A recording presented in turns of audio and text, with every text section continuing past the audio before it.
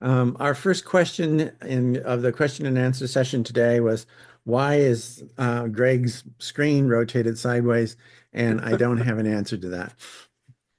Um, if it was an iPhone, quite often that happens when you have the phone location locked, and if you don't unlock it, it can be sideways. Yeah. But he's using a MacBook, so I'm not really sure what I the. just never had this happen with them. I'm doing it Eh, for a long time. That's right side up. it's the Ides of October. Things are strange. Anybody have any questions? Yeah, I have one, Lawrence. From time to time, photos will generate memories. They'll pick out a particular day and then they scroll through, but they seem to go so fast. I mean, they're like on and off in a second. Is there any way to adjust the time on that when they show those previews or those little video cuts? You can actually download the videos. If you click on one, you can say to download it. And when you download it, then you can play it any speed you want. Quite often it's based upon the music that's playing, and you can also click on it and change the music. Um, it's it's clever how they've done it, but it's not necessarily useful. Like I had my granddaughter lives in England. She's half British and half U.S. citizen, and it had her out in a field gathering flowers in England, and it picked a country western tune to play. And so I changed the music to something more appropriate to some girl going through a meadow in England.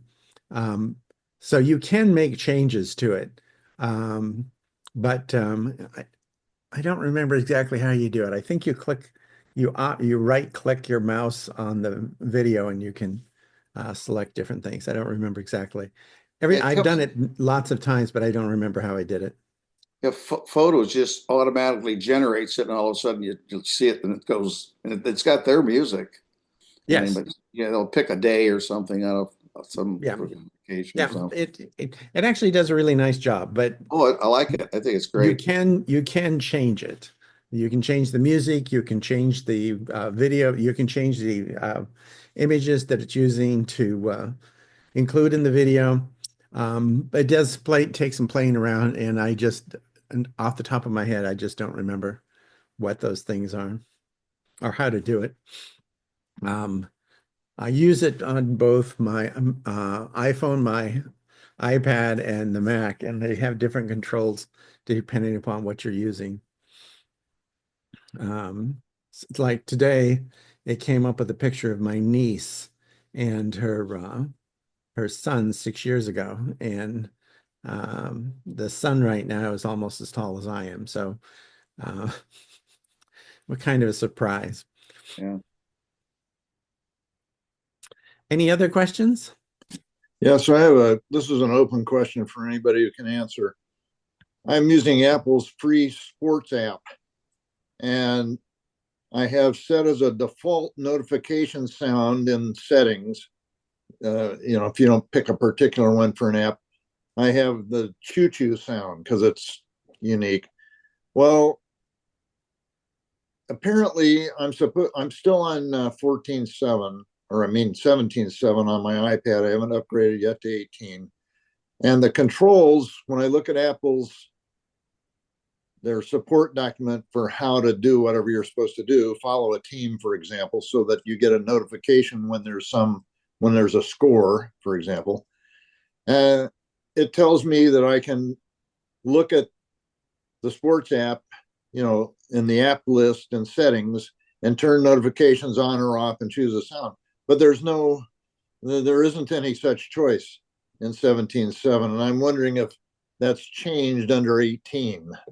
The settings are not in the app itself. The settings are you go to system settings, and then it's got a list of the apps, and then you pick off the app within system settings, and you can do different things to it. Like, for example, I want the camera app on my iPhone to always shoot in camera RAW. It's the highest resolution that you can get. And I don't want it to ask me all the time whether I want to do that. So I just went in there and set that as the default. But you don't do that in the camera app itself. You do that in system settings, and then it has a long list of the apps. Find the app you want, click on it, and it'll tell you what you can customize and how to Well, do it. I was asking whether that's different between 17.7 and 18 because what Apple's support document suggests should be there isn't on mine. It also suggested there should be a control in the app itself, which doesn't appear on mine. Well, I don't have the sports app, I don't think.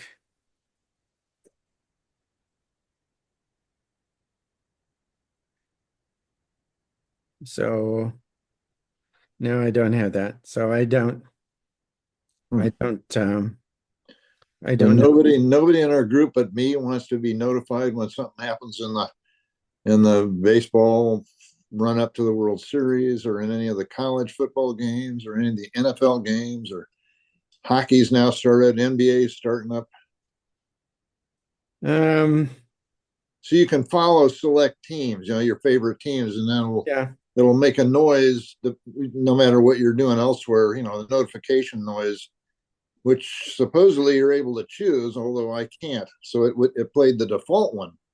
Although Well, if you go into settings, um notifications, and then under notifications it's got every single app that you have on your phone, and you pick whatever that particular app can do in terms of notifications, and you can have sounds and whatnot. I'm not used to seeing it being able to pick the sound. I've never. most of them let you do that. Uh, But see, it doesn't even show up. It doesn't show up in that list of apps under notifications. And I uh, think it should, but that's why I was wondering if it did in 18. um, well, I'm on 18 and I don't have the sports app, so I can't. I have half of your answer, but I don't have the whole part. Okay, thanks.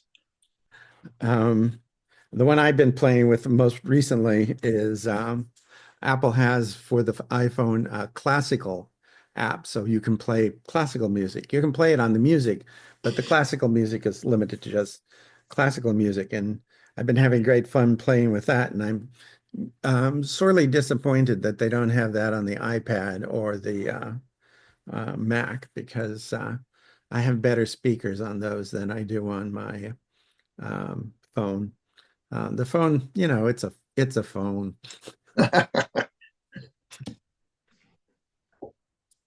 Are you playing with the 16? No, my spouse has the 16, but I don't. I played with it to the extent that I set it up for her, and I wanted to see how the camera did things.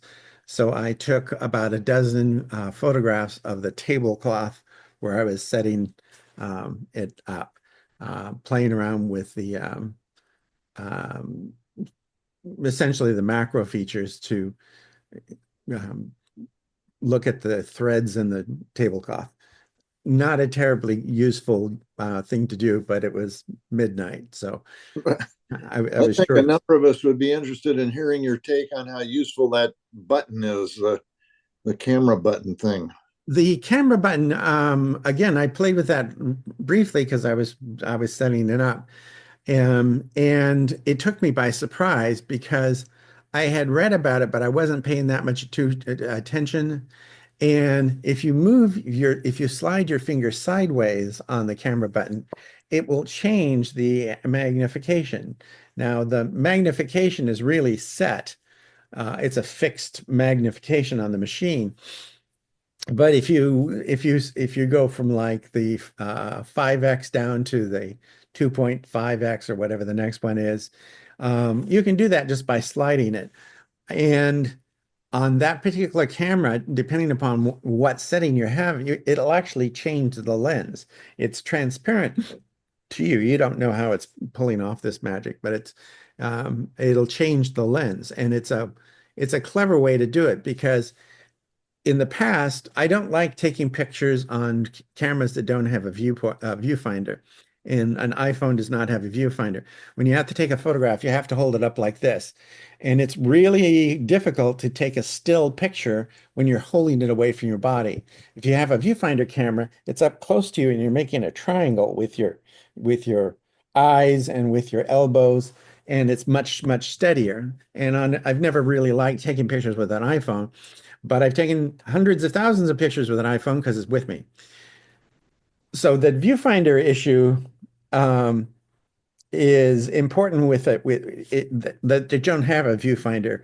And if you combine the fact that you don't have a viewfinder with the fact that the camera controls are on this thing that you're holding out in front of you, if you want to switch the magnification, it's just really awkward. So having it in that slide function on the camera button, the dedicated camera button, again, I only played with it around midnight when I was setting it up, but I think that could be a real win in terms of the functionality of the phone as a camera. Um, I was startled at how much I liked it. But again, it was midnight. I was sleep deprived, and it's my spouse's it's my spouse's phone. It's not mine. Um, we trade off who's upgrading their phone, and hers was the oldest one, so she got the new iPhone Pro. And the other thing about it, she has an older one. The new one, it's roughly the same size, but because the border around the screen goes right out to the edge, you see more. And you might think that won't amount to much, but I was reading a book on it, and the nice thing about an iPhone is it's roughly the size of a small paperback. And with an 16 Pro Max, it's easier to read. Um, there are more words on a page. It's easier if you're a fast reader. Readers don't read word by word, they read by shapes. And if there are more words on the page, you can read faster, and it's more comfortable. So in my 2 hours of setting it up, mostly because Verizon is a pain in the butt sometimes. I did have fun playing with using it That's as what Verizon is, huh? You froze. You can say it. well, the good news is that because it doesn't have a SIM in it, it doesn't there's no SIM required. Um, it's fairly easy to set up. You don't have to get mad at it and take it to the Verizon store where you find out that the Verizon store in town isn't even owned by Verizon. They're a bunch of contractors who quite often don't know nearly as much about the equipment as you do. You don't have You've to been worry gone with for it. like a minute and a half. I'm sorry? You've been gone for about a minute or a minute and a half. Oh, sorry about that. Um, the It's those contractors. yeah, the contractors that are at the Verizon store do not work for Verizon. They work as they were hired out to a company, and quite often they don't know as much about the phone as you do. And having the eSIM that you have on the new phones and being able to make a transition from an old phone to a new phone in your own home without having to go downtown and wait for them and then wait for them to figure out how to do it and then wait for them to call around to other people to ask how to do it. That's nice, but it's still um, Verizon throws some. At one point, I had to have Kathleen's old phone, Kathleen's new phone, plus my phone because it sent a verification message to my phone because I was the one who set up the account. I kept on trying to find the verification message on her phone, couldn't find it anywhere. So I open up my phone, there it is. Um, that's annoying, but I got it done. And I just didn't have as much time to play with the machine as I would have liked. But what I saw, I was impressed, and the camera button, I did not expect to be impressed, and I was surprised. What does Kathleen say about that button? Kathleen is very ill, and she really hasn't had a chance to play with it. So she's Oh, basically killing off political messages that are showing up, and um, she hasn't done anything really exciting with it. Hmm. Um, she is very much looking to the election cycle being over and messages that are sent to her possibly being ones that she wants to read. Amen. Um, I can't remember. Oh, it was Stephen Colbert. His first question to Kamala Harris when she was on his show was, "Why do you keep on sending me all these text messages?" Which I thought was a fantastic first question. But anyway, any other non-political questions? Can you speak to RCS on the in 18? Is that apparently AT&T and Verizon support it? So if you turn it on, I guess you have to manually, it's not turned on by default apparently. But if you turn it on, then that means you can use iMessage to send messages to people who have Android. You can send them anyway. The big controversy is never been sending the messages. The big controversy has been the fact that they don't look the same. On a Mac, you can have emojis, you can have memojis, you can send video. It's not limited by text length. The original SMS was 120 characters. I don't remember what it was. 128, I think. Um, I don't think it was 128 because that's logical and it was a little bit off. But anyway, it was was small. 140, wasn't it?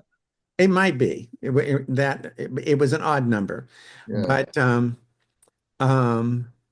a Japanese man figured out a way to put small pictures in, and that's where emoji came from. The Japanese character set, if to graduate from high school, you have to know about 10,000 characters. And the Japanese language is rather complex. And so he wanted to have things that he wanted to. The instant message in Japan was limited to hiragana and katakana, which are two character sets that have fewer characters. They're total about 40, 50 characters. And he wanted to use kanji, which has 10,000 characters, and the system simply couldn't support that. So he came up with emoji so he could have short little comments about things. And that's where Memoji came from. Him using this on an instant messaging service in Japan. And when Apple added that, a lot of people added it as well. But then Apple have Memojis, which are animated emojis where you can take a dragon, there's a dragon, for example, and you can point it at yourself and start talking, and the dragon is speaking. So it follows your mouth and all that sort of stuff. That really torqued off Google because you can't do that there. And Mac people were sending PDFs and movies and sounds, all kinds of stuff. And the original messaging protocol didn't support that. So Google kept on complaining about this. They even set up a website at one time begging Apple to let them use the same technology because, of course, it's Apple's technology. And this new agreement allows a lot of what you can do on an iPhone to work on a Android. But even then, it's severely limited. It basically works on the Pixels because the Google Pixels are more advanced than most other Android phones, and on some Samsung. But a lot of the Androids can't do that. Well, when Apple has an update to an iPhone, one of the things that Apple did when they started out with the iPhone with AT&T and Verizon, and there were three carriers, and I don't remember who they were, is that the carriers had to agree in advance that Apple could update the phones. Because normally at that point, and still today, you go into a Verizon store and you buy a Samsung or you buy a HP or whatever phone you might want to happen. The updates are controlled by the vendor. So if Verizon doesn't want to update that phone, it doesn't get updated. And you go in and say, well, there's a new operating system out there. And they say, yeah, we've got this new phone that you can buy. Apple insisted that they be able to update their own phone. And so that's one reason why there's a huge range of experience in terms of the Android world when a Mac person sends them a message. And quite often they can't see it. And this new protocol that Apple said it would adopt is only going to hit a small number of those Android users because only a small number can actually support that protocol. The protocol was developed by Google, and it's an open source one, but that doesn't mean that people have phones that are capable of using it. And a lot of that Apple has, like Memojis, you will get a video on the other end, but that sometimes is a little bit more than your average Android can. The little engine in the most Androids is a Snapdragon CPU made by Qualcomm. I don't remember. And sometimes it just can't do a lot of the things that you can do on an iPhone. And I have been trading messages with my niece forever with her Android phone. And about 3 or 4 years ago, I noticed she started sending me things that looked like they were sent from an iPhone. I asked her about it, and her children basically said, Ma, you work at Costco, just go buy an iPhone. And she did. Well, I was mostly interested in how it affects communicating with Android people on an iPad with Wi-Fi only. Does it have any effect in that, or does it needs a cellular connection, doesn't it? Well, this is a little bit tricky. On a Mac, when you on a Mac, on an iPhone, you can send something to someone's email address, or you can send it to their phone number. If you send it to the phone number, it can only go to a phone. In fact, even though there's a phone in an iPad, you can't send it to that iPad's phone number. That phone number is just used for their accounting purposes. It doesn't actually, it can't be independently addressed. So if you send it to the phone number, that's the only place it's going to go. So in my address book, I have it set up so that when I send it to my daughter in England, it doesn't try to go through the British phone system, which has these ridiculously long phone numbers anyway. It goes to her email address. When I send it to my son-in-law, it goes to his email address. When I send it to my niece, it goes to her email address. The only people who I send it to phones are things like doctors' offices and businesses. But otherwise, I send it to the email address because the email address, they can read it on a phone, they can read it on their desktop, they can read it on an iPad, they can read it pretty much anywhere. But if you send it to a phone number, the only way they can read it is on a phone. And it doesn't make any difference if you're on Wi-Fi or not. It's the limitation is not the Wi-Fi. The limitation is what is the address that you're using. And if the address is a phone number, you have to send it from a phone, and it's only going to be received on a phone. I shouldn't say that. If you can set up your Mac and your iPad to respond to phone numbers too. But then, even then, I think your phone has to be somewhere nearby. Right. It's some sort of a relay deal. Well, it's not so much relay deal as the way that iCloud works. They can share that stuff. Yeah. Was that a thoroughly non-satisfying technical answer? Well, no, I think that I'm still in the same boat with the iPad, and that RCS makes no difference for it. No. Okay, And it's mostly on the other end. Remember, it's not on Apple's end. It's mostly on the other end. And it depends a lot on I have a friend who's works for Noah, my prior employer. He has a Pixel phone. I have no trouble sending things to him. But his wife has an older Android phone by HTC or something, and he has trouble sending stuff to her because again, the Pixel is a much more advanced in terms of the software technology than the HTC. And that's an issue. So while Google might complain about it, Google mostly is complaining about it because everybody else blames Google because they developed Android for the problems. But it's partially limitations in Android and it's partially limitations in just whoever has that phone is selling that phone, what the carrier limitations and the structure. One of the things that you have on in the Mac world, Apple controls the chip inside, they can control the software, they control the technology. It's much, much easier to get all that stuff to work than if Google makes the phone. Well, Samsung makes the phone. Google makes the operating system. Verizon puts the limitations on it. You put all that together, and it's much messier. I have trouble understanding why people would buy a product that they can't themselves update. Well, you have to remember that the American consumers are extremely cost conscious.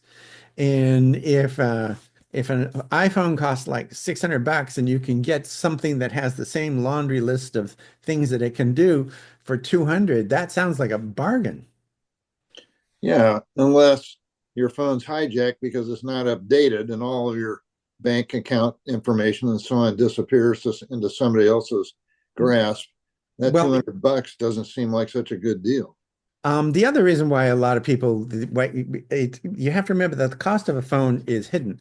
If I told you that this cost $1,000 and actually it costs more than $1,000, that really isn't the cost of the phone because most of the phones that are sold in stores come with a contract. So the phone might cost you $200, but the contract is $2,300. So they don't think that way. And I do. So if I want something that's going to do what I want and not necessarily what the vendor wants. But most people don't understand how it works, and they don't really understand the charges. Like to give you, and it's interesting. It's almost class consciousness. A lot of homeless people know a great deal more about cell phones than people who live in houses. And the reason is it's their lifeline, it's their library, it's their internet access, it's their notification system, it's everything. So a lot of homeless people, they might see that $2,300 for the cost of the contract as a bargain compared to other things that they can do. So they know a lot about cell phones and cell phone technology.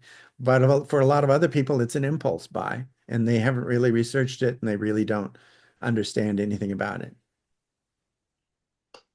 Uh, So while we're on the subject of RCS, my situation is a little bit different than his in that my daughter and son-in-law live in Australia. My daughter has an iPhone and my son-in-law has a Android. He is an anti-Apple person. So to communicate with him, we can't use text, or at least we don't think we can use text because you have to pay for them individually and being international. And so we've been using Facebook Messenger, which I absolutely hate. So if we redirect our text messages to his email address instead, and if he does likewise, should we be able to send him texts for free? Yes, Okay, then. because at that point it goes over the data plan rather than text, which Okay. is another reason why I send things to email addresses because it goes over the data plan. Okay. Great. I'm going to have to talk with him. This one Apple engineer before the iPhone added text messaging. The original iPhone, I don't know if it had text messaging or not, but anyway, um, his son ran up $1,000 phone bill one month with text messaging. And this is back when it was 10 cents per text. So think about how many text messages it takes. It might have been 15. I don't know what the count was. He gave his son an iPhone, and the iPhones at that time were just ridiculously expensive compared to everything else. And he says, I'm going to save money. And he showed people at a conference I was at, he showed people the bills. And he was having bills like 1,000, 2,000, 2,500, 2,500, 2,000, these bills that he was getting because they were charging for text messaging. And then the next month's bill was 165. 142. They all in the hundreds. So he said, I'm saving a lot of money. And the trick is send it over the data plan, because the data plan is just how much stuff, whereas the text messages are per message. It's one of the best ways in the world for a phone company to make money is charge you for text messages. It costs less for them to deliver a text message than it does for a short phone call. If I call you up and I say, hello, I'm going to be there at 5 p.m. and you say, okay, good. And we hang up. Total length of the phone call is about 5 seconds. That would cover almost a novel's worth of text messaging. Text messaging is just so fast, takes up so little space that it's essentially free for them to provide it, and yet they make a fortune off of it. So text messaging is bad news. Send it to email when you can. Okay, I'm glad I have one more question, and then we're going to get on with what I'm talking about tonight, which is Apple, their new operating systems. Any questions? Yes. Your microphone is off. Sorry. I sent you a chat message. Is there going to be a sign-in link for the meeting? Oh, you sent me a chat. Why don't I have that? Where is my... Oh, It's yes. in the... Yeah, my problem is I lost the chat. Yes, I'm going to send you a sign-in link in the text messaging. So if you have the chat window open and the chat window is down in the navigation down at the bottom, there's a link to the sign-in form. And the sign-in form is nice because as an example, one of our members got divorced and she changed her name, which changed her email address and so on and so forth. And having the sign-in form allowed me to make adjustments for things like that. So if you could sign the sign-in, that would be nice, even if you're not planning on getting divorced in the next, week or two. I'm going to talk about Sequoia, and I'm not going to talk about the iPad because I don't have as easy a way to show it, but I'm going to share my screen so I can talk about certain things that you'll find out in Apple's new operating system. By the way, I'm not going to really talk about it because there's no easy way to show it. The Apple also made some changes to tvOS if you have an Apple TV. The only thing that I don't like about it is that it's harder to turn it off. It used to be you go up to the upper right-hand corner and you press a little button and you could turn it off. Now you have to go up, press the button, slide it sideways with a good chance that you miss the target to turn it off. I have taken to using Siri to turn it off. I tell Siri to turn my TV off and it turns the TV off. So that's handy. But Kathleen has now also wondered, who am I yelling at in the living room? And it's the TV, but details. But I'm not going to show that. So I'm going to show my screen, and we're going to show that one. To bypass the system private window and directly access your screen and audio. Sure. This screen here is done in Sequoia, which is a new Apple operating system. The background picture here is not from the operating system. I have a collection of space photographs and photographs that I've taken, and they rotate all the time. And this is the capsule that we launched around the moon last year, taking a picture of, among other things, Earth from one of its robot arms. But and over here on the side, that's my niece and her child 6 years ago. The child is almost as tall as I am. So some things to note about Safari, about Sequoia. The first thing I'm going to do is show you a browser window if I can find. Oh, before they do that, Apple has this thing called system status. It's developer apple.com/system-status. It tells you the status of Apple's web services. And right now the App Store is down, a whole bunch of parts of the App Store are down, and Apple Podcasts is down. The podcasts themselves are not down, but the part that allows you to register things, and part of Xcode, which is the how developers develop applications, part of that is down. And this is a website that's freely available. You don't have to be a developer. You just go to developer apple.com system status, and I'll top it into the chat window if I can find the chat window. What did I do with the chat window? I don't know where the chat window is. Oh, well.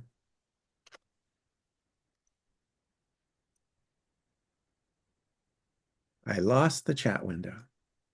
Oh, but anyway, it's developer.apple.com/systems-status. And it gives you this page. So you can go over there anytime that you have internet service and see if something really is broken. I have had a lot of people say that, oh, Google's not working and so on and so forth. And quite often it's something on your machine. I'm now going to go to my website. This is one of my websites. This is where I have publications of things that I've made. And some things to note in the new Safari is that there's a little thing up here that's really kind of hard to see. It's a little icon that's almost invisible. And if you click on that, you can do things like hide distracting items. And you think, okay, what does that do? Well, you're going along and you decide you don't like this. You just get rid of it. And you can then cancel that and put it back there. But you go to a lot of websites and you'll find that they just are all full of distractions. So I'm going to go to CNN, and CNN, you say that you want to turn off hide distracting items, and CNN headlines. That's the wrong thing. Got rid of that. That was an ad. And CNN has these things that are a lot of them are sponsored content. This is sponsored content. Really don't want to see that. I don't want the advertising there. Paid content, don't want that. You can just get rid of it so that you could have more of a reading experience of what you want to read rather than a bunch of advertising. And if you decide that's too much, you can say cancel and it all comes back. So I'll give you another example. I'm going to go back to my site, which is this way. And I go to publications, and this came up. As you notice, it changed the format entirely. I can get rid of the sidebar. This is a different format than what you're seeing on the page. I go to this page, goes back to the regular web page. I go to Computer Simplified, and this is an article I wrote a long time ago. And what Apple has done is that it's turned this into reader mode. In reader mode, it gets rid of all of the navigation and everything, so you just read the content of the page. And if you don't want that, you can go up here and click it back off, and it takes you back to the page with the navigation and all the rest of the stuff. Reader mode has been on the Mac in Safari for years and years and years, and people just haven't noticed that it's there. But In Sequoia, it's much more obvious. So you can go to this part here where it says it's got this little icon that's in the address bar, and you say show reader mode, and it takes whatever you're looking at and makes it. If you're printing it, this is also a good way to do it. Go into reader mode first, and then when you print it, when it prints it, you're not printing the advertising and all the rest of the stuff that's on the page. It's a really good feature. The other things that they've done with Safari are sometimes under um, the you don't notice them as much, but you can have different ways of setting up tabs. I personally don't like tab content. I open up new windows. You can set how autofill should work. I need to turn this off. I don't have my browser automatically spend my money, so I turn that part off. It's got its own little password icon in older versions. In the new version, there's a separate icon app that I'm going to show you in a second. You can set what search engine you want it to use. You can have different kinds of security. It's well worth looking at the options in Safari because there's a lot of good stuff there that people just don't realize is there. But the new distraction-free writing, I really take a time that goes to town when I go onto places like the New York Times or the Washington Post. Just make the advertisements go away. So I wanted to show you that, and that works good on the phone and the iPad too. yeah, there's one other thing I wanted to show you. This is dependent upon what you have your language translation set up. I happen to have language translation set up for German and Japanese, and you do that on the Mac in settings. I don't remember where it is, but there's a place in settings where you can say what languages you want it to support. So I set German and Japanese. And so I went to translate this page. My site, among other things, has some stuff in Japanese. So translate it into Japanese. And it translated it into Japanese. Or I wanted to translate it, go back to the original and say, I don't want that page. Let's go back here.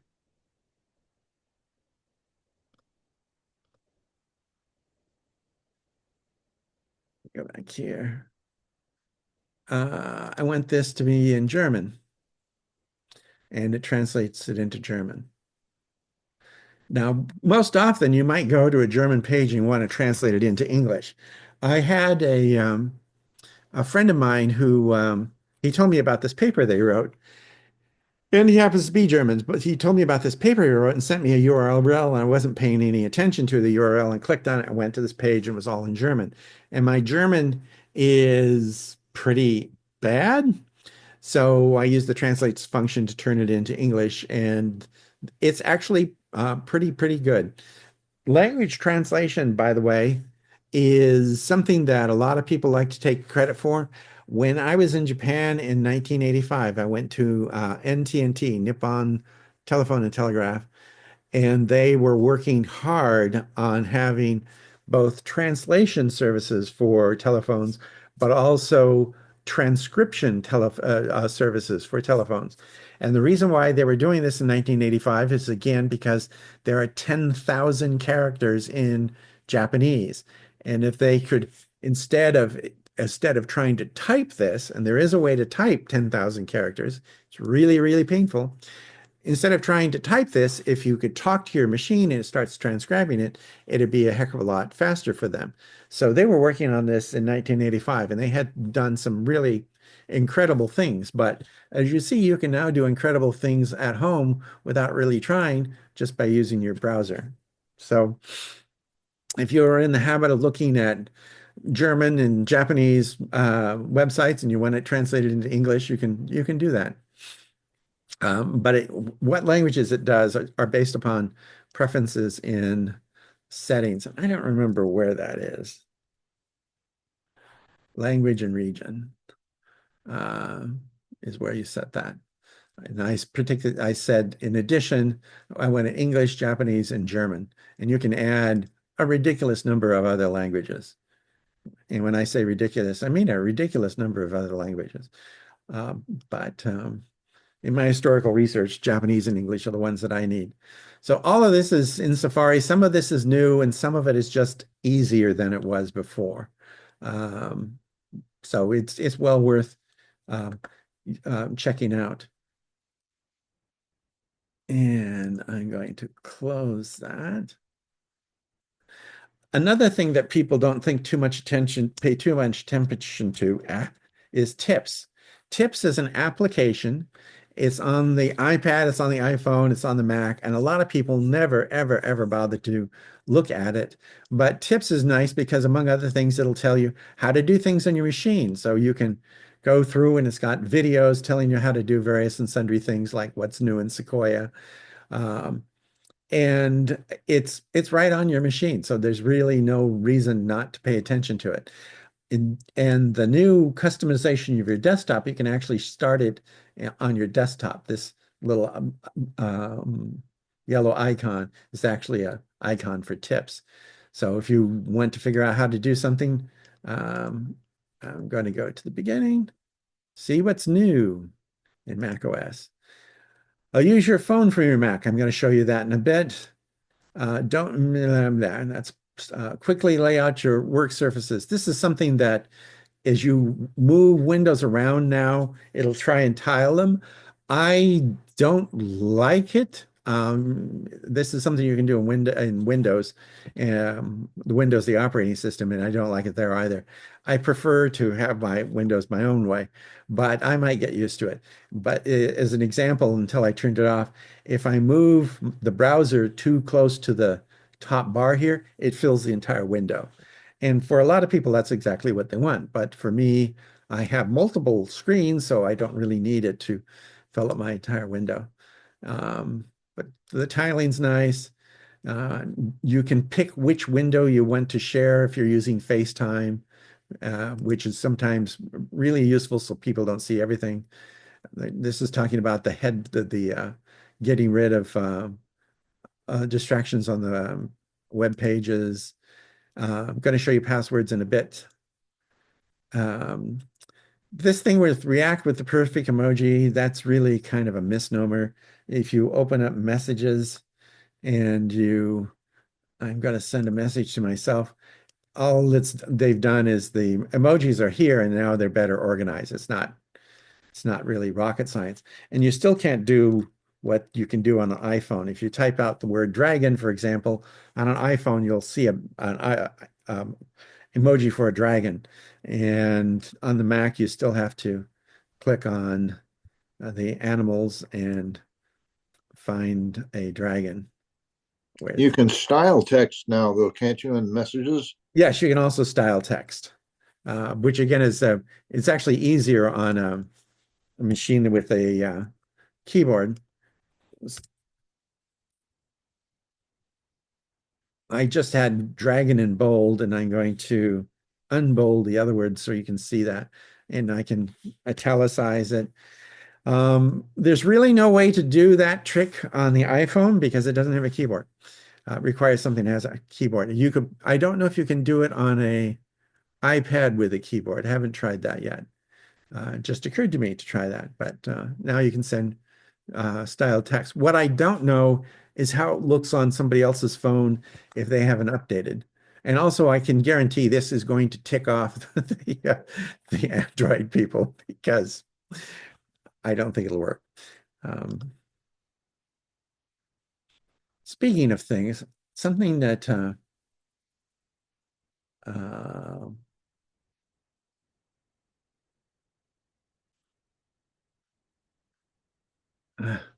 My phone has been sending stylized text when I would type a word that it recognizes being one that would be cool to be stylized. It offers that to me and I can click on it or not. oh, really? Yeah. Huh. Well, maybe I haven't tried enough with styles yet. But anyway, Tips is on your machine. It's got It comes with, among other things, there's a table of contents, and it's well worth exploring. And it's been on machines for years, but I'm surprised at how few people actually play with it. Let's go to iPhone mirroring. There's a new application sitting here in my dock, and my dock is really small because it's got a bunch of stuff in it. But I've click on it. It says that it's connecting to my iPhone 15 Pro Max, which is right here. And here's my iPhone 15 Pro Max. You can now play with your phone on your desktop. When I say play, I mean sometimes literally. Um, like this is a game where you fire balls and um, if I have sound turned on, it makes popping noise. And if you're sitting in a doctor's office and your mind is just turning to mush, this is actually quite calming. I was sitting in a doctor's office with my mind turning to mush yesterday. But I was playing with this on the iPhone. But this is an iPhone game that I'm now playing on my Mac through this iPhone mirroring. But the other thing to note is that there sometimes you want to just look something up or do something that you can't do on your iPhone on your Mac. So, for example, what is it called? Ocean Watch is something that tells me what the tides are. This is at Squim Bay entrance. And I'm a photographer, not a professional one, but a photographer. I like taking pictures of the straits when it's got a lot of water in it. If you go out there at low tide, sometimes all you see is a mile of mud flat, which is not terribly photogenic. So knowing when high tide and low tide is really handy. And Ocean Watch is a free um, um, app for your phone. Well, if I'm not on my phone, if my phone is in the bedroom or something like that, I can now look at Ocean Watch on my Mac by just selecting the icon. Now, a good question, and when I couldn't figure it out immediately, if I'm looking at something on my iPhone, how do I get out of it? And the answer is you click on this button down, you click on the bar down here, and that closes the app. I was having real trouble trying to figure out how to get out of apps and eventually figured that out. But there are lots of things that you can do on an iPhone that you can't on a Mac. And there are times that you want to coordinate something on your iPhone and on your Mac, and you can do that with mirroring. This is also good for things like demonstrations. If I want to demonstrate something, um, like how do you get rid of an app on the iPhone? Well, you hold down on it and if you hold down on it, it starts to vibrate, and then you can say remove app and get rid of it. And I really do want to delete that. That's the app for staples, and there's no staples here, so I don't care about it. It's a good way to demonstrate things, which probably doesn't mean much to most of you, but it's good for me. This is that classical application I was talking about earlier in the question and answer session. It's an Apple app, so you don't have to do anything special. Just add it to your phone and then pick out classical music that you want to listen to. It's nice to listen to rock music and all that, but every once in a while I want classical. And that's all this thing does. Another thing that a lot of people have never figured out about the phone is that if you go to the very end, you can actually get these things in alphabetical order. You look at the search bar up here, it lists your apps in alphabetical order. And a lot of people have never realized that. So it's been doing that for a while, but so you can now demonstrate things with your phone on your desktop. And you could do this before, but it was really tricky and it required that you physically connect your phone. And I have the phone in my hand with no wires. This is all done wirelessly.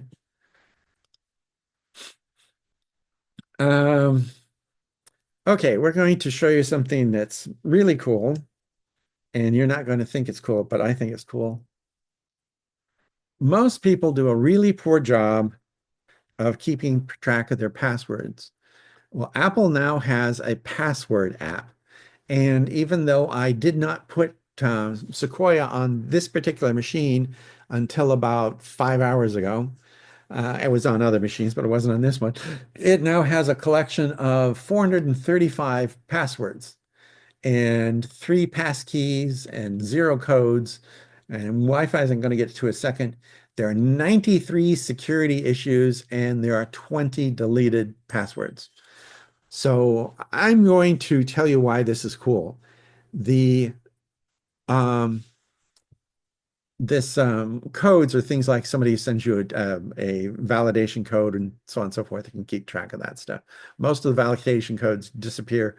They're not only good for like 5 minutes or 5 hours or something. So I'm not quite sure why you care. I'm going to start off with deleted passwords. Why would you want a collection of deleted passwords?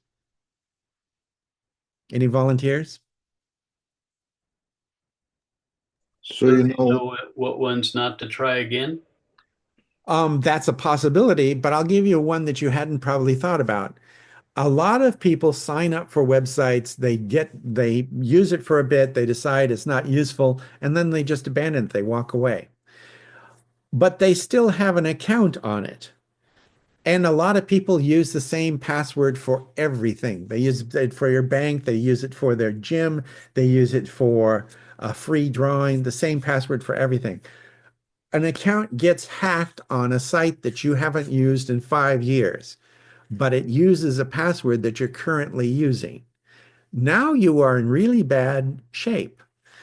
So this deleted passwords is actually useful because if you're not using whatever that is, and I don't know what that is, go onto that site and kill off your account.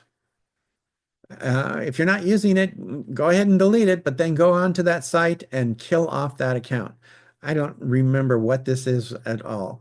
I really do have an account on X, but I deleted the app because they have an app that was developed for the iPhone that would work on the Mac, and 7 days ago they broke it. So when I launch it, it would just crash. So today I deleted X off of my computer, and it says that it's been abandoned, but it really hasn't been abandoned. I can use it in a browser. It's just their app instantly crash. So having a list of your deleted apps is really a good idea. And if you're not using these anymore, like I don't have a Samsung anymore, I should go onto that account and delete my account so that somebody can't impersonate me or try to reuse a password that I used. Uh, I haven't worked for NOAA for 6.5 years, so I should probably go and get rid. I can't really delete these accounts because I don't have access to those computers. LinkedIn, I deleted my account a long time ago, so I don't care about this. It's having a list of your deleted apps and deleted accounts is really a good idea. Security, though, is the one that you should really pay attention to. It says that these have compromised passwords. And if you look, there's just a lot of sites with compromised passwords. And this one here says it's a reused password. Google says that's a reused password because depending upon how you're using Google, you'll use it for mail, you'll use it for this, for use of that. And Google says, hey, you reuse this password. Yeah, because it's all the same account, you twits. But knowing which passwords have been compromised is a really good thing to go and check to change your password. And where did it get all of this information? The answer is almost all of this was collected from Safari in the past. You sign up for something on a phone or you log into something on your phone. iCloud shares that with your Mac. Your Mac shares stuff with iCloud. And all of this stuff Apple's been keeping track of. And it's been available, but it's really hard to use. You had to use Keychain on the Mac, which most people never figured out. So now they have this password app. It's nice. It has a nice GUI interface. It's very easy to use. And it's really, really, really cool. I'm not going to get rid of 1Password because 1Password does a couple things that this doesn't, but I am extremely impressed. One thing here that is kind of puzzling, it's got this thing called Wi-Fi. Why? Ideas?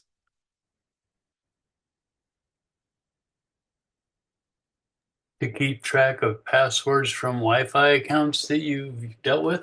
Yes. I was curious because I saw this and I installed Sequoia on Kathleen's laptop. She has over 400 Wi-Fi passwords because I go through and clear them out every once in a while. but she hasn't. She has Wi-Fi passwords for accounts that which when she was working for the Department of Defense 14 years ago. And I'm sure that they've made drastic changes and it wouldn't work anymore, but it keeps track of those. And this is also a nice thing to have handy because if you go into, like some of these are from my church, if I don't happen to remember what the guest password is, I can go here and look it up. And others of these, I have no idea what they are. Like, I have no idea what Archer 34 is, but that's probably something I can get rid of. And the other thing that I noticed on other machines is that it has things like hotels on my laptop because the laptop got carried to a hotel once, so it gave me the hotel password. This Downrigger, I believe, is a restaurant in Port Angeles. So it keeps track of Wi-Fi passwords. But like a lot of other things, if you're not using them anymore, get rid of them. I found a password for a car rental agency in Arlington, Virginia. Really probably don't need that anytime soon. So passkeys are a little bit different. There aren't that many things that support passkeys now. What a lot of companies are trying to do is get people to use passkeys. The difference between a passkey and a password is a passkey. It's not something you can tell people what it is, and it's not something that anybody can read. So they're really, really quite secure. Um, it's basically a specialized token that's passed back and forth. They can still be compromised. Like this one here says something. Oh, there's a reused password associated with it because, again, Google kind of loses track of the fact that you can use it different ways. But passkeys are kind of cool because they recognize your machine, they recognize who you are, and they let you in. So it's um, quite nice. But there are 435 passwords that uh, iCloud collected, and I'm going to be going through and getting rid of them. Some of these are kind of funny, like 192.168.1.1. Does anyone know what that is? Testing your home network. Yeah, testing my home network. It kept track of that too. Nobody in the world can use that other than me, but it kept track of that and it counts it as a password. So this is a nice, among other things, it's a nice task to have on some rainy day where I'm not doing anything else is just get rid of the stuff that I don't want anymore. I'm not using um, um, LinkedIn anymore, so I can get rid of LinkedIn. I'm not using a lot of this stuff. So I'm really impressed with passwords. It's much, much easier to use than Keychain. It passwords appears now on your iPad and your iPhone and on the Mac, and through iCloud, they share information with each other. It's really well done, well worth checking out. I'm just keeping track of 1Password right now because 1Password keeps track of other things like secure notes and other things. So it'll be a while before I get rid of them. Let's see. Another thing I wanted to show you, which may seem pointless, but it's important to me. Oh, I want to let's do that again. Open up the window. As I move it to the top of the screen, oh, come on. You did this a couple seconds ago. Oh, I changed now if I double click, it'll do that. But you see how it filled the screen from top to bottom. That's one of the accessibility features that they have now. We're going to go to wallpaper. Sequoia has a staggering amount of wallpapers. These wallpapers are from previous versions of the Mac operating system. These date back to, I think this is pre-System 10. But they have a lot of different ones. But you can also choose your own. And I'm double clicking. Why aren't you moving?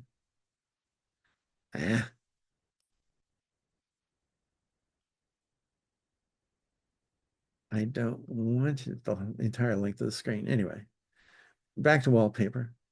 Up here at the top, you can say that you want to have a particular list of photos. And where are you? Oh, it's down here at the bottom.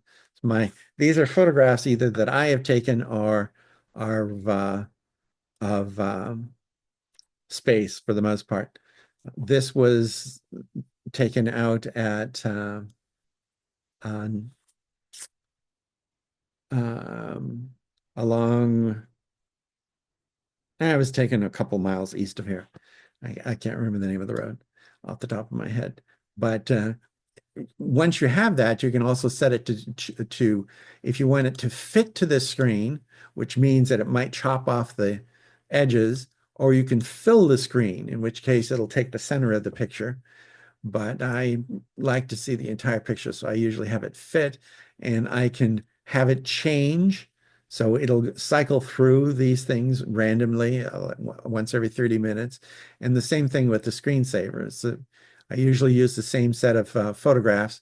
And for the screensaver, I use sliding panels or a bunch of other things. Origami is kind of neat because of the photographs flow. And this is also part of security settings. So you can have it so that I'm not going to show you this, but if I move my mouse into the lower left corner, it immediately starts up the screensaver, and the only way to get past it is to type in a password. So the screensaver actually has a security function. It's not just a screensaver. And again, we'll go through it with these options. You can have it shuffle the slide order or not shuffle the slide order and just do them alphabetically, and it'll change as often as it wants to. And you also have the ability to tell it to, on the screensaver, to have it show the time, which is what I usually have it do. Start screensaver when inactive for 20 minutes, turn display off on powered after when inactive for 20 minutes, turn display off on UPS. If the power goes out and it's running off UPS, it'll turn it off in 2 minutes, and you can have it set to display the time and all kinds of things here. But a lot of people don't think of this screensaver as being a security function, but really modern displays, they're not going to suffer from burn-in. So the biggest use for them is for security. You're away from the machine, just move it to the corner, and the screensaver lights starts up. You can set what corner you want it to be at. Let's see, where is that? And you can set that in hot corners. So the position on the screen and where you want things to go and various and sundry things happening, all that way.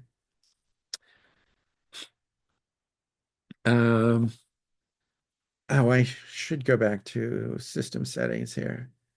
Another thing that it's been here for quite a while.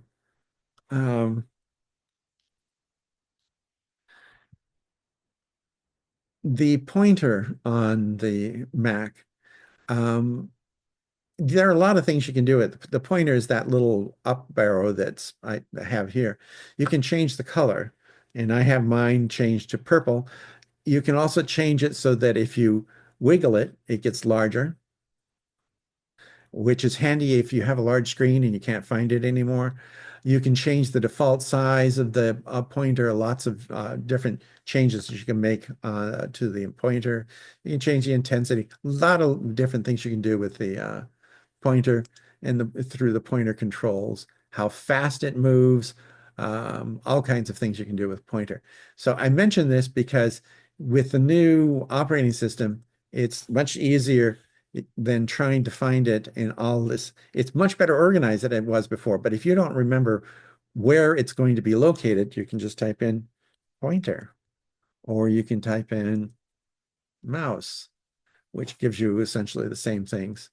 And it'll tell you how to get to those controls. Another thing that is a little bit different and somewhat confusing are widgets. Widgets are these things that you can stick on the desktop. And they first had these widgets on the iPhone and the iPad. Now you can have it on the Mac. But now it's actually been there for a while, but it's much more obvious now.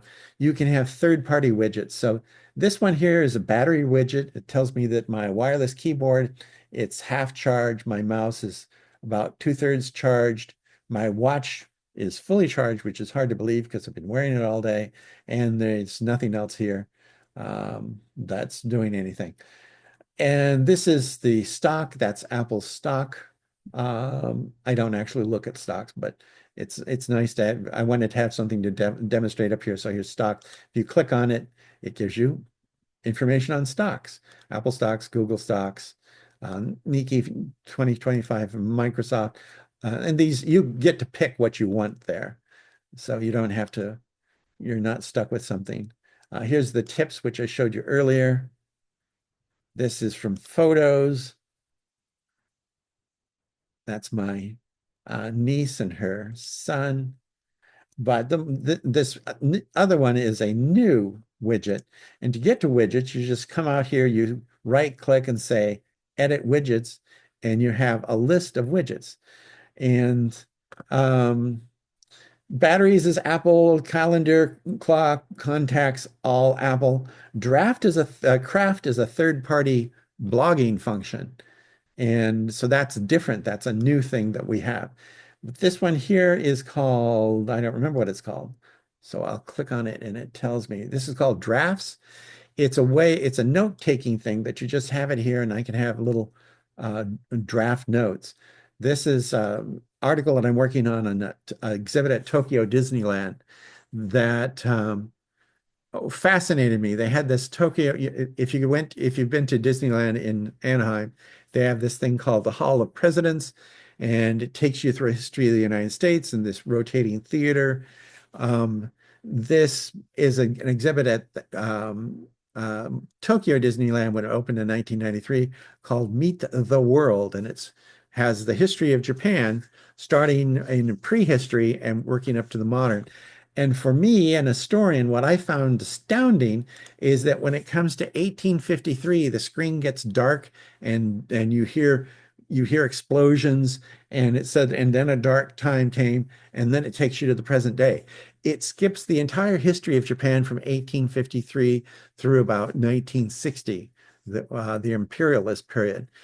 And so it doesn't have the Russo-Japanese War, it doesn't have the Russo-Chinese War, it doesn't have World War II, all of that they skip. And as an historian, I found that astounding. However, most Japanese who've been raised since 1955 haven't read any of that history. It's not in the history books. They just removed Japan's imperial period. They removed 100 years out of Japanese history. And it used to fascinate the Japanese that I knew more about their history than they did. But anyway, this is a widget on the desktop. I want to write a new note, just press that and I can write a new note. And the nice thing, aside from the fact that this is useful to me, this is a third party. This is not an Apple thing. Apple opened up the API so that third parties could use it.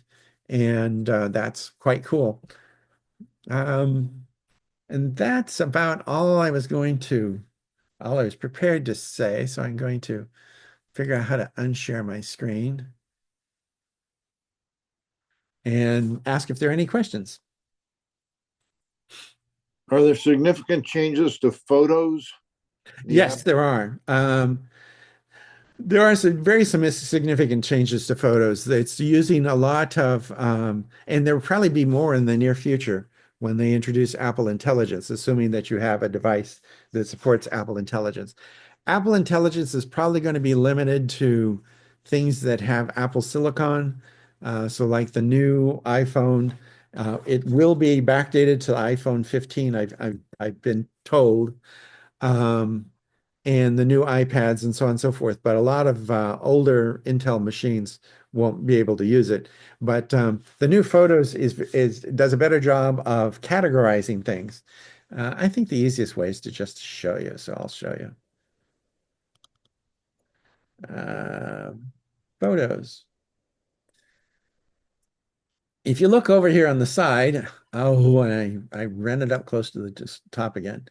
It's got different albums on the side. Those are albums either that I created or it decided to have, but media types. There are videos, there are selfies. A selfie is anything taken with the front camera, and I tend to take things like pictures of ceilings. I have two broken bones in my neck, and bending back to take a picture of a ceiling is hard, but setting the phone flat on my hand and taking a photo of a ceiling. This, I believe, is York. Oh, this is Manchester Cathedral. A lot of things taken with the front camera. This is the Dublin Conference Center, and it calls it a selfie if it was done with the front-facing camera. Live pictures, that's where you forgot, and it's actually taking a small movie and you didn't know that. Portraits, you use the portrait mode, long exposure mode, panoramas. So this is a sign about a mile from where I live, where I don't know if I should tell the farmer that this is misspelled or not. But just photographs that are taken with the portrait mode, time lapse, slow-mo, cinematic, bursts, screenshots, animated, raw, ProRes, which is the very high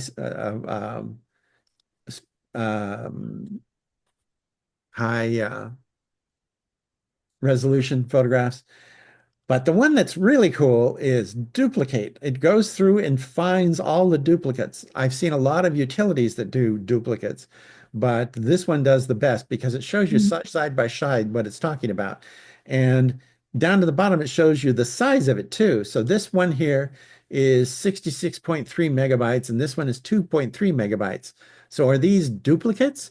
No, they're not duplicates, but it's the same photograph. So which one will it take? If you tell it to, if you select them and you say merge two items, it comes up with a message that says, the selected items appear to be the same, but may have unique resolutions, file formats, or other slight differences. Merging will keep one version of the duplicates that combine the highest quality and relevant data and move the rest to recently deleted. So it's going to keep the 66.3 megabyte one and get rid of the 2.3. And I just press that button and it happens.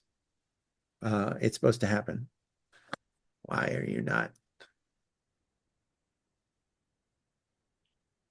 All right, it just took a while. Possibly because I was talking too much. And here we have two perfectly sized black screens for whatever reason, probably taking the pictures of the inside of my pocket, and I could either merge the two or I can just say delete both of them and they will go away. Yes, delete it for all participants. But anyway, the duplicates is really quite good. A lot of people use their camera for taking receipts. Well, now it knows what a receipt looks like and it catalyzes that. Or you want something that's handwritten. All of these have someplace on them, handwritten stuff. Illustrations, it can now classify it by illustrations. Recently saved, recently viewed, recently edited, recently shared, documents, imports, things that came from someplace else. I'm an historian. Historians are big on maps. So here we have a map of US state mottos, for example. Somebody put the state mottos on a map and I thought, well, that's worth doing. It's not something I'd ever waste time doing, but somebody else did it. And percent of population absolutely certain God exists. It gives percentages and shows you which ones they are and where they're located. And compares that with Europe. Again, another interesting map on something I'm interested in. They had one a couple of years ago that really intrigued me.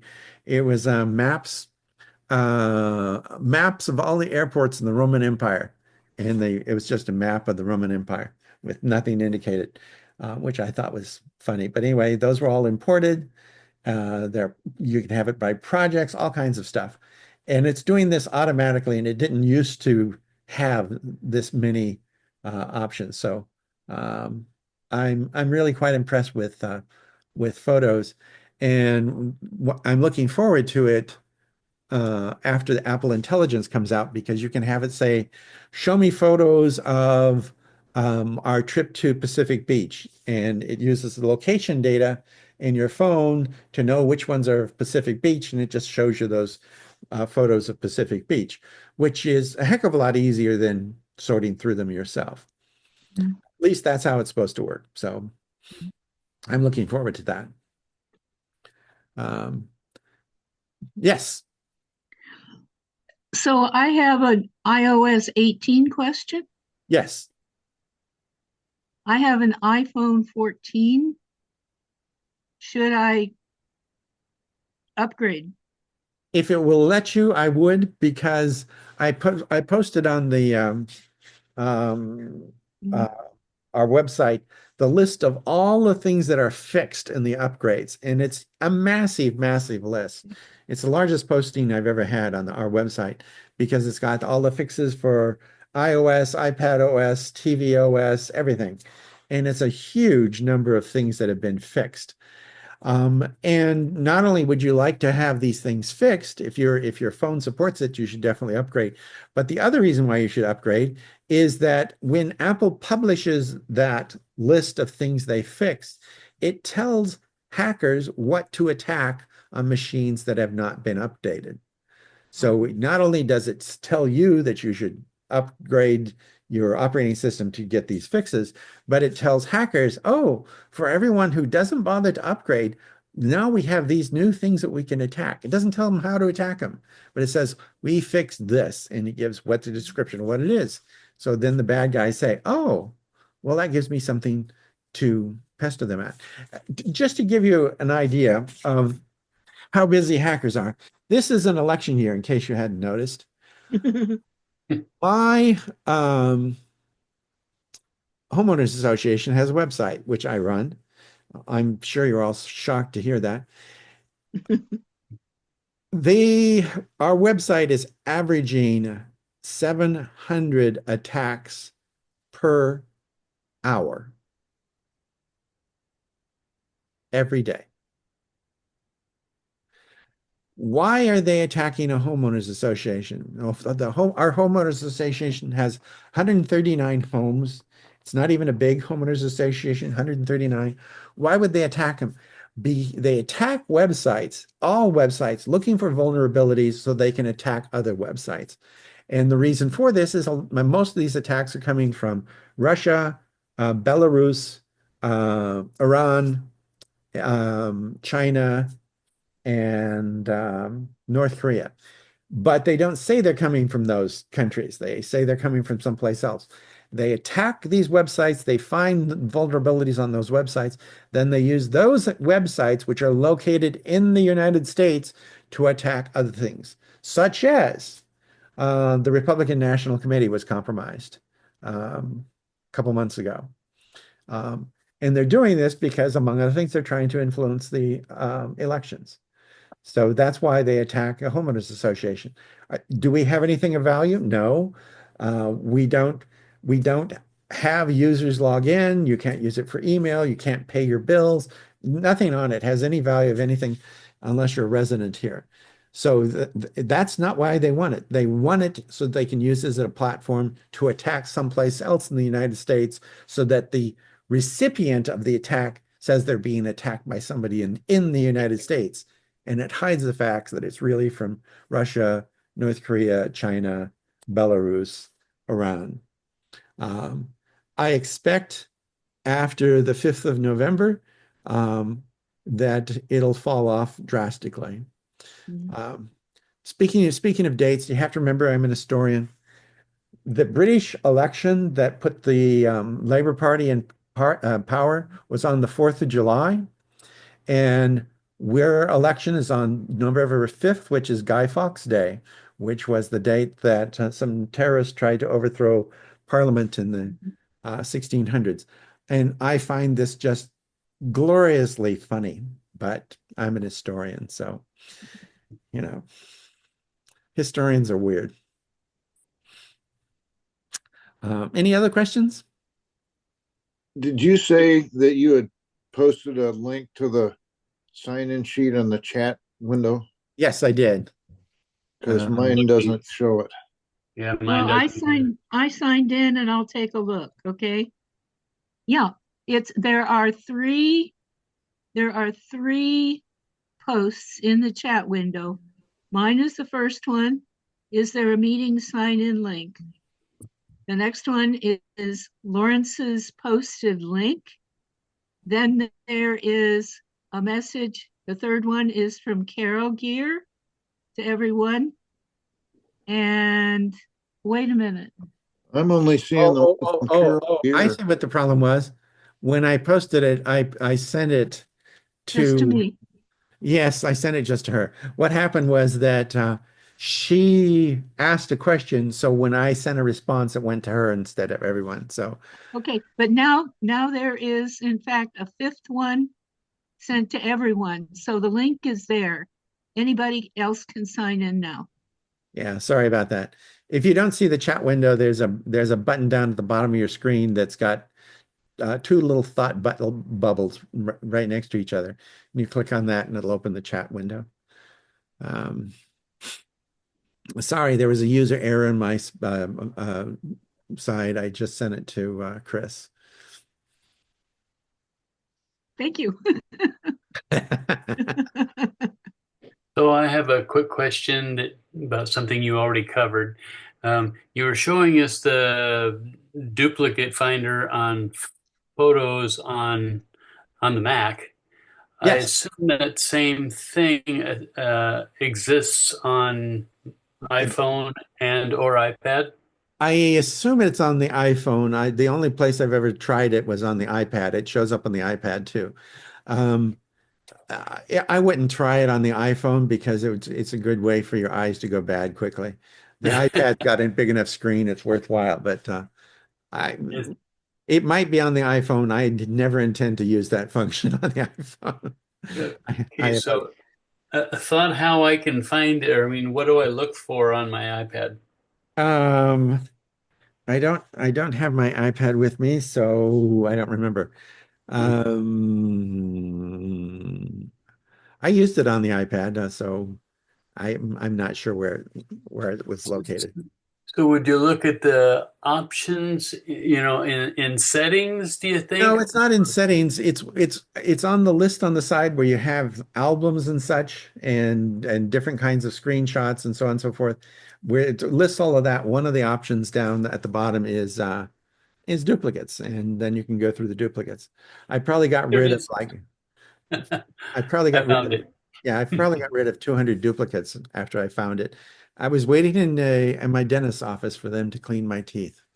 So So I'm paying for an app to do that. It's some kind of a clean screen thing or whatever. Anyway, now I can get rid of that because I don't need to pay for it, and it did the exact same thing. Only I think this works better. well, Um, there are a whole bunch of duplicate finder things out there, yes. and I'm very wary of them. As a test several years ago, I used one of the duplicate finder ones to go through a database of photos that I took at when I was at NOAA. I took 14,000 photos at NOAA, which is intriguing because I was not employed as a photographer. I was the internet project manager. So taking photographs was not really part of my job. But I had all these photos and I knew that a lot of them were duplicates because somebody wanted a bunch of them for this project, and then a bunch of them for that project. So lots of them were duplicates. I made a copy of my database and I told several duplicate finders to go through and find the duplicates. And they would get rid of duplicates that were based upon size. So if it was the same size, they get rid of it.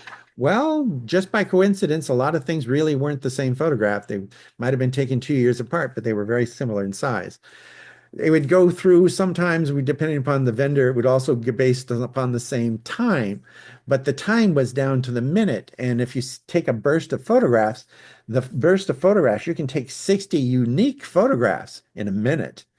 And it was throwing away things that I really wanted. The nice thing about Apple's is it shows you, it says these are the duplicates. And I only showed you ones that had two options, but that it's found as many as five. And it said, yeah, we found these duplicates. You want to get rid of the duplicates? And they say, yes. It bases it upon what has the highest resolution. And you looking at the photograph, you can tell, yes, these are both pictures of a horse. I want the one that's the highest resolution, and that's the one it keeps. So the way in which it finds the duplicates, the way in which you confirm that it's a duplicate, and which one it chooses to get rid of, those all match my criteria for paranoia. So Yeah, so mine it's called Clean My Photos, and it would show you the pictures, and it would let you select or not select the ones you wanted to keep or get rid of, and then by hitting, then you just hit the button and they go away. So, but this works better because it does try to find the best one, and it merges them in and all that stuff. So yeah, I'm going to start using this one, and the reason I couldn't find it on my iPad was because that left-hand column had slid away, and all I had to do was grab it and pull it out, and there it was. So I'm a happy camper. Thank you. yeah, this one it was called something like Clean Sweep or something like that. They had clean in the name. It took my 14,000 item photo library and reduced it down to 3,000. There were not that many duplicates. There were only about 1,000 duplicates. So it was merciless. I couldn't figure out exactly how to do it, but that's why I did it on it. I made a duplicate library just so I could have it play with it, because I'm very paranoid and not trustworthy. So what duplicate program do you use then? I use the new one in Apple Photos. It's built into it, but it requires that you be running the new operating system because it uses a lot of the, Is that Sequoia? yes. Or if you have an iPad, it's iOS 18. And again, it's probably on the, I don't know, I can look here. It's probably on the phone, but I don't know that I want to. Yes, you can look at duplicates on your phone, but I'm not going to look at a postage stamp and try and decide if it's the right postage stamp. So not going to do that. I don't know if this is the same on iOS 18 because I'm not there yet, but finding duplicates on iOS 17, and I think even on 16, if you have altered a photograph, for example, let's say you had a paint smudge on your cheek, and there are, like you Photoshop that or any other app to get rid of the smudge and save that as a separate picture so that you now have a picture without the smudge. It'll see both of those pictures as the same. I don't think that's true anymore because among other things, it'll change. If you do that, it'll change the resolution of the file size. And it'll probably show you, it might show you as duplicate, but it's still giving you the choice of picking one or the other. Right. It did do that. As an example, it's got a message on my screen. This is a photograph of my granddaughter. And what I did is I used the photo tool, which is built in now, just to get rid of the background. So it looks like she's jumping in the air, which is exactly what she was doing. But now it looks like there's no ground at all. And that was done with photos. It would not think this is a duplicate of the original photo because it's really a drastically different composition, doesn't have the background, different file size, different creation date. Apple's fairly comprehensive in what it's looking at. Good to know. And again, this is not the sort of thing I'd ever do on my phone. I may get bored with my phone, but no, I'm not going to do photo editing on my phone. You said that you did find it on your phone, and I can't seem to find it on my phone. If you go into Photos, just scroll down to the bottom, and you'll see that there is under Utilities, it says recently deleted duplicates receipts. It's got some of the same utilities. Actually, it's got all of them. You click on Utilities, it brings up whole list of utilities. But Yeah, and I did that. And one it of has recently deleted yeah, but and one of recently those, saved and all that stuff, but it does not have the duplicates. are you and you're using iOS 18? 18.0.1. Here are the duplicates on my phone. Huh. Interesting. I'm sure it's there. I'm missing it somewhere. Yeah. I highly encourage people, if you have technology, it allows you to upgrade to the new operating system on your phone, on your iPad, on your Apple TV, on your Mac. Do it. It doesn't cost you anything except for time. Um, I do have some suggestions of what you should do, though. Get rid of trash in your trash can. Get rid of everything in your downloads folder. If you want to keep it, fine, but put it away. Don't leave it in your downloads folder. Get rid of things on your desktop. And the reason is that the more things you have on your desktop, it takes the Mac longer for it to go through and clean up everything. Because everything on your desktop, it has to remember where it's located. Whereas if you stick it in a folder, it's just in a folder.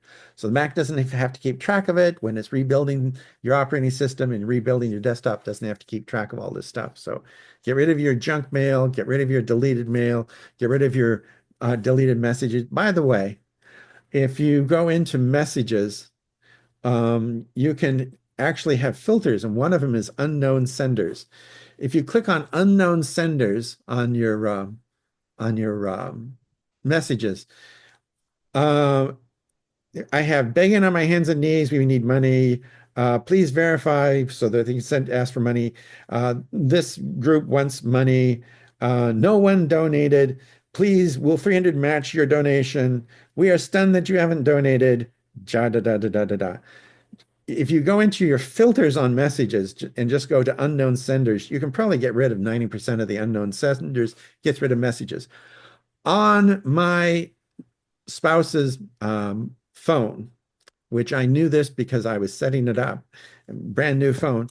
She's been quite hell, hasn't been paying attention to this. I deleted 900 messages. Some of those messages had photographs of whoever's running for office.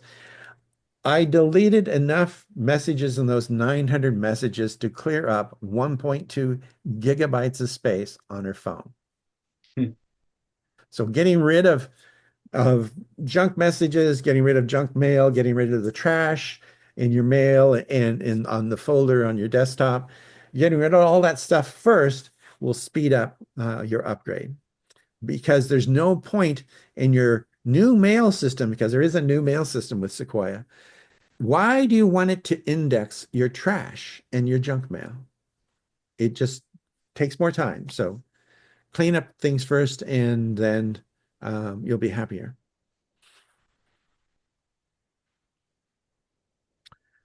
Any other questions? Hey, Larry, can I talk to you about an experience I just had with my phone? As long as you don't call me Larry. I'm sorry, Lawrence. Okay. Well, I went to Washington, D.C., and I spent a weekend there and took a whole bunch of great pictures of a lot of memorabilia, and I was really happy about that. I flew back and landed in SeaTac, and then I went outside and I went to call my shuttle service to take me to my car. And all of a sudden, they showed up. I picked up my bags and jumped into the shuttle and got to my car, drove all the way up here to Squim. And I says, "Where's my phone?" I couldn't find my phone. And we tore the car apart, got my luggage torn apart. And my wife says, "Don't you have something that says find your phone?" I says, "Well, yeah." So I got online on my computer and I looked, and my phone was still on a bench down there in the terminal down in SeaTac. I could see it down, and there it was. And I'm watching. I said, "Oh man, that's gone forever." And then all of a sudden, I saw the phone start moving. I could track it on a map, and it went into a Quality Inn there next to the airport. I could see that it was on the right-hand side of the airport of the Quality Inn on the second floor. And so I called. It was like 2 o'clock in the morning. I called up the hotel and I says, "My phone is in your hotel someplace on the second floor." She said, "Well, a bunch of people just checked in. I really can't help you." I says, "Well, if somebody finds it, please," I gave her my number. I says, please let me know." And I had a lot of information on the phone, plus all these historic pictures I took in Washington, D.C. So I fretted about it all night long. Got up the next morning, I looked, and here it was in the Quality Inn, but it started moving again. I could see it going up Route 99, and it went all the way up to near the Boeing plant, and it went stopped at an address, and I zoomed in on the address, and it was a company that I recognized. I looked up their phone number, and I called the person down there. I says, "Somebody, do you have anybody that checked in at a Quality Inn last night and picked up the phone, or they picked up my phone, and they got it? It's in your building someplace." And she says, "Well, I don't know who that would be, but I'll check." 15 minutes later, she calls me back and says, "We have your phone." So somebody picked it up off of that bench, had been sitting in SeaTac, checked into their hotel, took it to work with them. I tracked them down using Find My. And boy, I tell you, I was going to call Apple and say thank you, thank you, thank you. So I drove all the way down to Seattle, and I picked up the phone, give the guy a nice little tip, and I drove all the way back. But if I didn't have that Find My, I would be buying a new phone. That really worked. There are some things that everybody should do. Even if you have a desktop Mac, set it so that it can use Find My. If you have an iPad, set it so you can use Find My. If you have an iPhone, set it so you can use Find My. The new AirPods Pro, you can set it so that it uses Find My. A lot of things can use Find My. That's one thing you should do. The second thing is Apple gives you by default a free 5 GB worth of memory. Alert from mail. Johnson. Alert from mail. Um, the they give you 5 GB, but that 5 GB has to cover everything that you're going to store, your photos, your text messages, your email, so on and so forth. And it's not enough. Go out and buy more iCloud services so that, for example, if you lose your phone or someone takes your phone, you don't lose your photographs because they're still in iCloud. I hope my niece, different niece, I hope my niece doesn't actually hear what I'm saying, but she started taking pictures of her first child using her phone. It was an Android phone. She lost it when that child was 15, and she lost all of her photos. She had never backed them up. So she lost 15 years worth of photos. My brother left his phone on top of his car. He was going on vacation. He put the phone up there for a second while he was putting things away, left it up there, and he could see it fly off the car on the expressway as he's heading south and hit the ground and disintegrated. He lost nothing because everything was backed up to iCloud. So just you can save yourself a lot of grief if you just have enough iCloud storage to store everything. Kathleen and I, we have a combined, we went with the 2 TB plan, which it sounds like a lot, but we've got it like 2/3 full. And it's also because if it's on a family plan, our daughter in England is also on the same plan. So she goes out and takes pictures of her granddaughter. She can just upload them. We see them as soon as she uploads them. It definitely beats sending email back and forth with photographs. We don't do that. We use the cloud storage. I shouldn't say email, mail. I remember once I was applying for security clearance and they wanted photographs and so on and so forth. You don't want to know what they wanted, but it was like 3 pounds worth of photographs that I had to mail off to one of the security services. That cost a fortune. And today, if I had to go through the same process, it cost me nothing. Put it into email, send it off to them.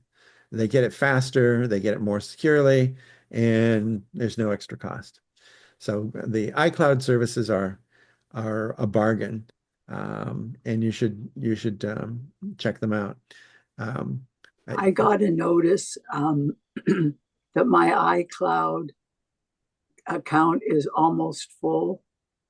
A lot of the notices are from spammers. They're trying to get access to your account. So a lot of those notices, you won't get them in an email.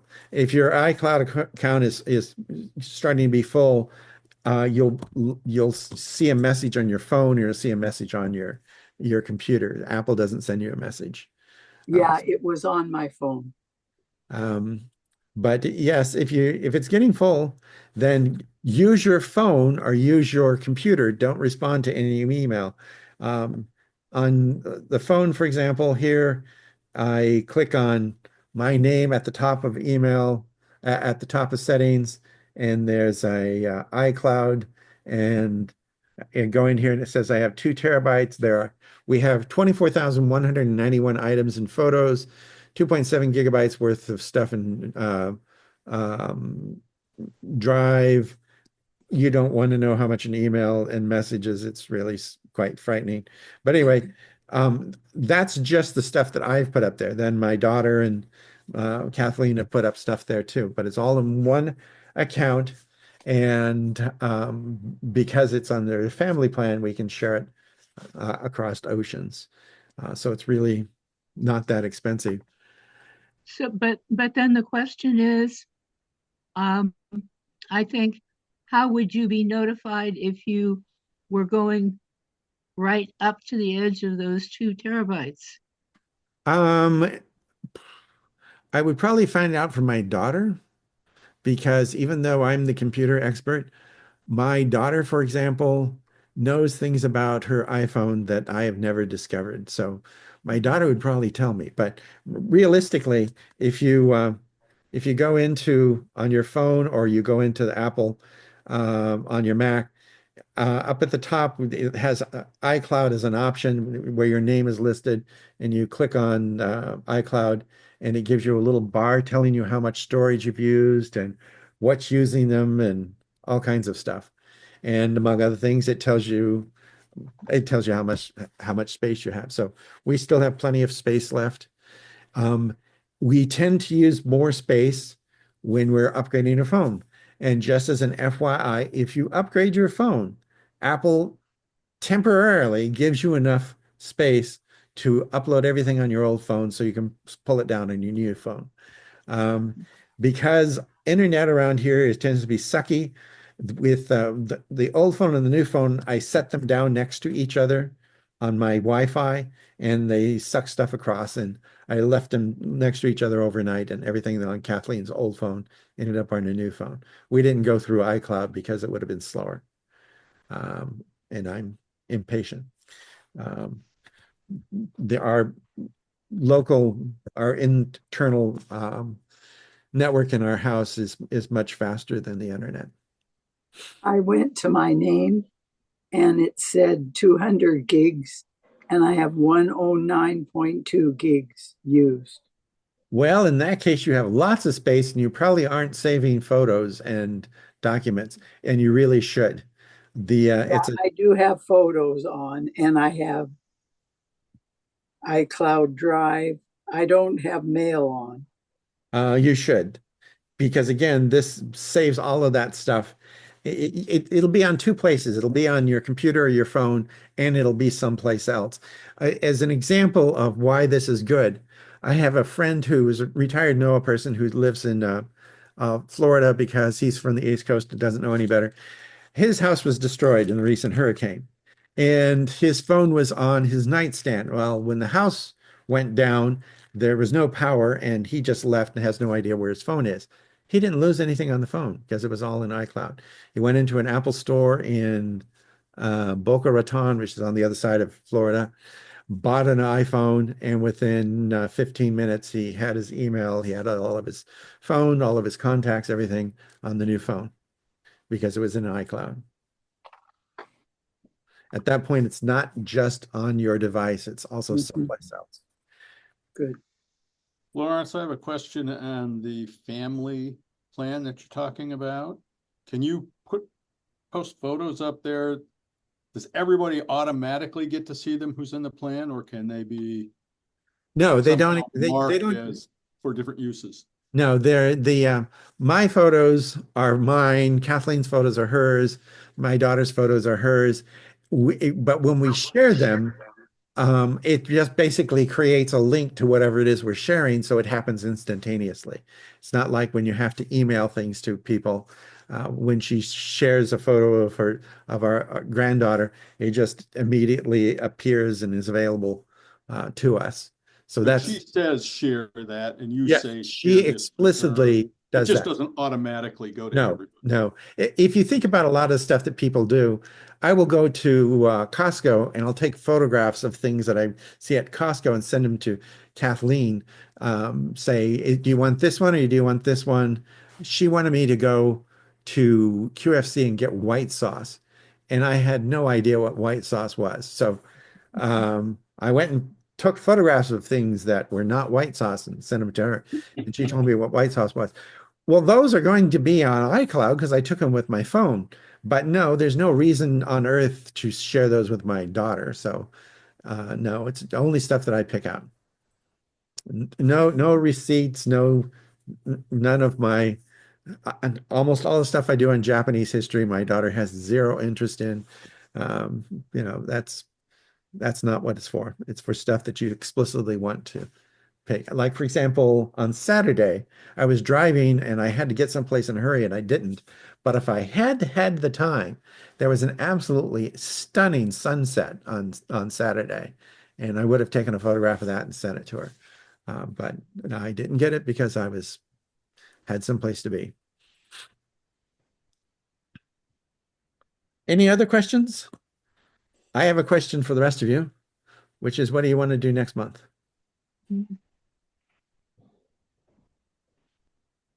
Can we send you suggestions? Yes, absolutely. Send me suggestions.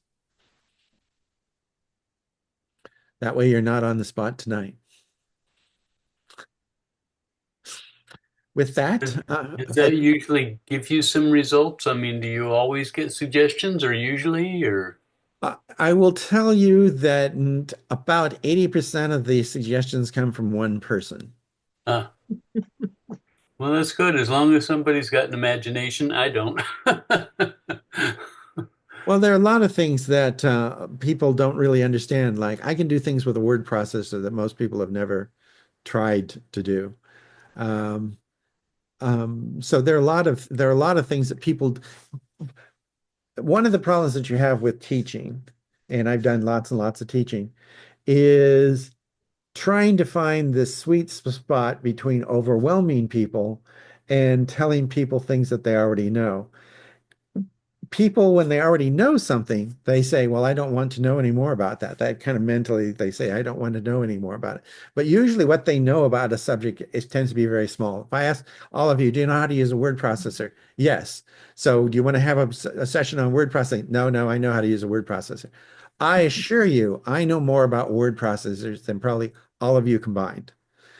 That doesn't necessarily mean you want to know more. So the question is, what do you want? What would be of interest to you that would be worthwhile? Well, speaking of that, next time we meet, 18.1 should be available, and there will be some of the Apple AI, Yeah, which would summarize parts of word processing documents, I understand, and same for messages and so forth. That would be something I would like to see. that's not a that's actually good. That's actually good. If it comes out between now and our meeting next month, that definitely would be a good topic, because I have definite opinions about artificial intelligence, in case you hadn't noticed. Um, Apple just found some weaknesses in the large language models. Did you read um, that? no, but I've read other people have complaints about that. The and again, one of the problems that bothers me is that I see all these people thinking of ways they can use artificial intelligence, and a lot of it is harmful to a society. Like, when I call up a doctor's office to make an appointment, I do not want to talk to a virtual person. I just don't. Either you give me a calendar and let me plunk down what I want, or you have me talk to a person. But having a robot talk to me is not helpful. And if I'm having a problem with, like, if I couldn't figure out how to transfer Kathleen's old phone number to the new phone number, I can call up Verizon and talk to their virtual assistant. That virtual assistant is pretty damn stupid. It's not going to help me. And yet, if you read about what people want to do, they want to get rid of receptionists, they want to get rid of help desks, they want to get rid of greeters. The things that they want to do are harmful to our society because it gets rid of a lot of jobs, but they're also harmful to society because they don't really solve the problem that you have. And that is, you go into a store, the store says that they're super friendly and they want to be your friend, and yet you can't talk to anybody. Um, I don't know if any of you ever watch any of the late night TV shows. I watch them recorded. I don't actually watch them all the time. But the Colbert Show, the late night show, constantly is making fun of Dwayne Reed, which is a drugstore in New York City. If you've ever been to New York City and you walk into a Dwayne Reed, you'd understand why everybody makes fun of it. Everything is locked up, everything, because they're trying to cut down on shoplifting. There is nobody to ask questions. You go to the register and there's nobody at the register. I used to joke in Sears that you could spend an hour shopping in Sears and never find anybody at a register. Mhm. That's probably one reason why Sears doesn't have stores all over the place, because you have something you want to buy and there's nobody at the register. We don't need to get rid of human beings. We need to find jobs for human beings, and replacing people with virtual assistants and help desk with virtual assistants. That might be what they think AI is for, but A, it's not really artificial intelligence, and B, it doesn't solve the problem, which is you want to talk to a human being. Chris, Google is like that. pardon? You can't talk to a human being at Google, apparently. Google's always been that way. That's nothing new. I'm used to that. I know how to get to Google's attention, though. I've been working with them for 25 years, so I know how to get their attention. Like, for example, they had the what's the name of the road? Woodcock Road, which is outside of where we live. The bridge was out for years when we moved here. There wasn't a bridge. The bridge got washed away in a flood before we moved here. Google insisted there was a road there, and well, this torqued me off. And so I pestered them in a highly technical way for them to mark the bridge as being out so that when it routed me, it would route me around that. But that took me 2 months, but at least I did get their attention. But they've always been that way where you don't talk to a person. You have to talk to them electronically, and you have to be a little bit sneaky about it. Mm. And then when the bridge came back, I told them about it and they instantly updated it. So, they did learn. All right. With that, I'm going to bid you all a good night. Yep. Good night. Thank you. Thank you. Thank you very much. Thank you. Night.